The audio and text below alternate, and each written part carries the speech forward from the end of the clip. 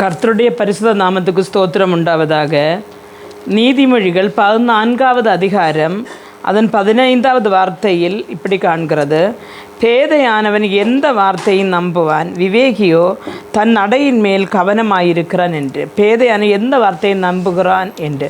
அருமையான தேவனுடைய பிள்ளைகளே, நாம் சில வீடுகளிலே நாம் பார்க்கும் பொழுது சில மனிதர்கள் என்ன செய்வார்கள் சொன்னால், தன் குடும்பத்தை நடத்துகிறது வெளியில் யாராவது சொல்லுகிறதை கேட்டு நடத்துவார்கள். ஆனால் அவன் பேதை என்று வேதம் சொல்லுகிறது. ஆனால் யாராவது சொல்லுகிறதை கேட்டு தன்னுடைய குடும்பத்தை தன்னுடைய வாழ்க்கையை முன்போட்டு கொண்டு போகிறது நல்லதல்ல.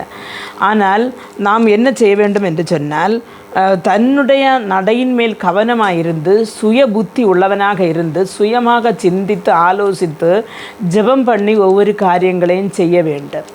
ஆனால் பிறர் வாக்கை கேட்டு சொல்லும்போது அந்த குடும்பம் சீர்குலைந்து போகிறது. ஆதனால் தேவனுடைய வசனத்தை வாசித்து அதற்கு கீழ்ப்படிந்து நாம் என்ன செய்ய வேண்டும் என சுய புத்தி உள்ளவர்களாக விவேகம் உள்ளவர்களாக நடந்து கொள்ள வேண்டும்.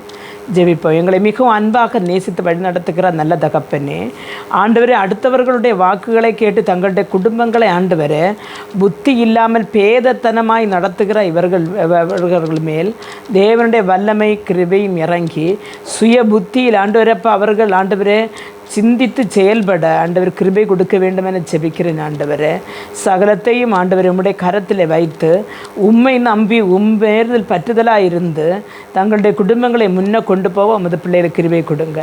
இயேசு கிறிஸ்துவின் நாமத்தில் ஜெபிக்கும் போது ஜெபத்தை கேட்டு பதிதாரின் ஜீவனோட தகப்பனே, ஆமென்.